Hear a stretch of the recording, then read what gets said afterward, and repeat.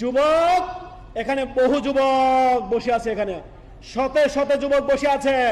যুবকরা শুনে রাখো, যারা প্রেম বা ইশকের রোগে ভুগছেন, যারা নোংরামি নামের এই প্রেম প্রীতিতে ভুগতেছেন, তাদেরকে বলবো এই রমাদান মাসে আপনি তওবা করুন রব্বুল আলামিনের কাছে, তওবা করে ফিরে আসুন। তুবু ইলাল্লাহি তাওবাতান নসুহা ফাকুলতু আস্তাগফিরু রাব্বাকুম ইন্নাহু কানা গফফারা।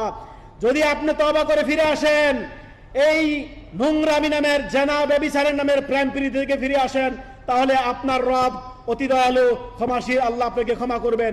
শুনে রাখেন, যারা প্রেম প্রীতির নামের নোংরামি, জানা ব্যভিচারের সাথে জড়িত, আজকে এখান থেকে তওবা ইস্তেগফার করে আল্লাহর কাছে কান্নাকাটি করে ক্ষমা চেয়ে উঠবেন।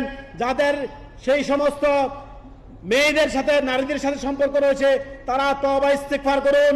আমার দ্বারা আর কোনো দিন